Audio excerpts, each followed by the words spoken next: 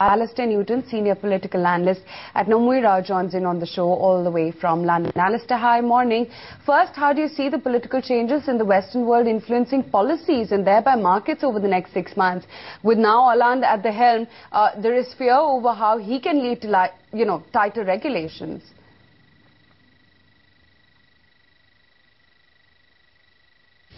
Well, since you put the question in a 6-month time frame, let me start by saying that, of course, 6 months gets us to the other side of the US general election. So any account we take over that time frame has got to consider the aftermath of the US general election and what the outcome of the election will imply for the US's ability or otherwise to deal with a major potential fiscal hit at the end of the year of around about 3.5 percentage points of GDP in the context principally, but not exclusively, of the Bush tax cuts. So that's clearly a big problem which is going to exercise markets towards the end of the year. But as you've suggested, there are some more immediate hurdles to get over, not least recent events and indeed ongoing events given the situation in Greece, in Europe. Now, concern about Francois Hollande and new regulation is, in my view, overstated in the sense that there probably is very little difference between where Hollande will try to take France and the Eurozone relative to where a second-term president, Nicolas Sarkozy, would have done. For example, I think we can reasonably assume that either would have made, and indeed Hollande will make, a big push on bank transaction tax. On the other hand, it's not all about regulatory tightening, in the sense that Hollande, like his predecessor, like Michel Barnier, the European Commissioner, is very keen to relax the Basel III rules on capital reserve ratios, a move which is strongly opposed by the UK, Sweden, Ireland and indeed the United States. So it's a bit of a mixed bag from a market perspective, and the key issue for markets in the near term is likely to be what's going to happen on monetary and fiscal policy rather than what's going to happen on regulatory reform. Alistair, Nikunj Dalmia also joining in from the Mumbai studio. So what is your assessment? Do you think Greece is a bigger problem now, and it is certainly bigger than France? Well, in defence of markets and indeed the Commissariat, of course we had no opinion polls coming out in Greece in the 2 weeks before the election because there's a lockdown. So it frankly was extremely difficult to predict with any degree of accuracy what the election outcome was going to be. Clearly it has disappointed on the downside because markets were significantly focused on France. Yes, I think it did catch them unawares to an extent, and we saw markets reacting accordingly yesterday, although of course we did then see a bit of a recovery in European stocks. Now, Greece, of course, probably has a long way to run. There are a number of scenarios ahead. None of them look likely to produce a stable government in the near to medium term. We may be looking at new elections. We may be looking at a left-wing-led coalition. All of these uncertainties continue to muddle the situation on the ground. And, of course, they are going to continue to fuel market concerns that Greece could find itself crashing out of the Eurozone in the not too distant future, with consequences, as Angela Merkel has rightly remarked on several occasions, which are certainly not predictable. So, Alistair, it's a tricky situation when it comes to Italy as well. Does it have potential to catch the market unawares, according to you? Yes, Italy, we've got regional elections over the course of the last weekend. Certainly that doesn't impact directly on the Monti administration because, of course, it's not elected. But Mario Monti does need continuing cross-party support to pursue the agenda which he's laid out. And any time there is an election, that cross-party support is bound to come under some scrutiny as the political parties feel the discontent, shall we say, of the Italian electorate, who are beginning to realise exactly what Monti's programme means for them as individuals. So there are risks there. Having said that, barring something completely unexpected, I would still expect the Monti administration to survive into 2013. There will, of course, have to be a general election no later than April 2013. So hopefully we will continue to see some steady but not spectacular progress in Italy, not only on fiscal austerity but also on structural reform. Alistair, what about Netherlands? Because you're of the belief that the budget deadlock is threatening the fiscal situation of Netherlands. And then what about Spain? Spanish bond yields are marching once again, and they are threatening to go beyond 6.5%. Well, as far as the Netherlands is concerned, of course, we did actually see the minority government manage to strike a budget agreement with opposition parties a couple of weeks ago, and that's gone forward to the European Commission by the due date of 1 May. So that's actually the good news. The greater difficulty, of course, is that we are now looking at a general election in September.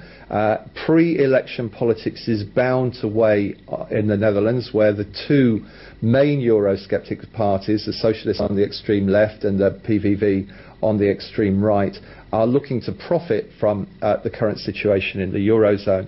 So we may see some difficulty in the Netherlands ratifying the fiscal compact at least, and certainly I would expect governance to be fairly gridlocked for the foreseeable future until we get that election out of the way, and I'm afraid the election may well produce an inconclusive outcome again, as happened 2 years ago, leading to fairly protracted negotiations to form a new coalition. As far as Spain is concerned, keep in mind that the current Spanish PP government has a considerable amount of power in Spain, even though they failed, unfortunately, to win a majority in the state elections in the major state of Andalusia back at the end of March. The law which they passed, which allows them more intrusion into regional budgeting, is nevertheless extremely important. And the recent moves to accept that Bankia needs further financial help is probably a step forward.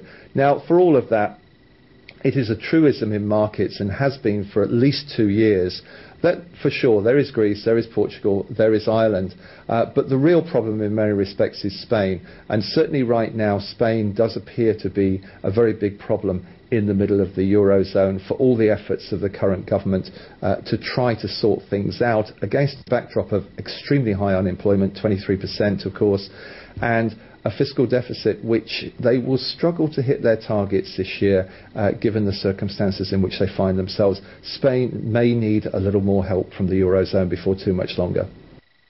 Alistair, the fear here in India is that EU could impact emerging markets. Where do we stand post the LTRO injection in the European story? I think in many respects LTRO is not hugely relevant to emerging markets. There's obviously a concern that we could have seen a parallel situation to the one we saw with QE in the US, where we saw capital moving out of the US and into emerging markets in search of better returns. That does not appear to have happened to any significant extent in Europe today. Indeed, the money seems to be recycling largely around the banking sector, for better or for worse. I think the main concerns from emerging markets have to revolve around growth prospects in the Eurozone, very poor at present, and of course growth prospects in the US, where I think some of the gloss has come off the early year optimism over prospects for 2012. And that, of course, is going to impact on two major export markets for the emerging markets collectively. Not good news, I'm afraid. Alistair, under intense global pressure, the government of India has also extended the GAR deadline. What do you make of this move? I've always felt that the current Indian government is fundamentally quite market friendly, but is significantly constrained by the strictures of coalition management and by the general, shall we say, dynamism of Indian politics, which is vibrant to say the least. So unfortunately, I don't think the government has really been able to pursue market-friendly policies which it would have liked to have pursued. And of course, the misfire over the retail sector last year is one classic example of that. I would frankly be surprised to see this government looking to do much more on market-friendly reforms between now and the general election. Rather, I would expect to see a pattern similar to what we saw before the general election back in 2009, where there is a certain amount of monetary stimulus going into the rural economy in particular, in the name of inclusive growth, inclusive development, but obviously to try and benefit the poorer voters in India in the run-up to the election. So, Alistair, how do you think the Indian government is going to utilize the next 1 year to make a platform on which the next election campaign can be launched? Well, I think consistent with the answer I just gave you to the previous question, the last part of that, clearly we are moving into pre-election mode in India now. Back in 2009, we saw a good deal of monetary stimulus going into the rural economy, which helped to bolster the vote for the outgoing government, which of course was successful, the Congress successful in forming a new government. It's a tried and trusted approach. It's legitimate in the sense that clearly it does benefit the poorer sectors of the Indian population. So no reason at all why I would expect to see any deviance from that in the run-up to the next election.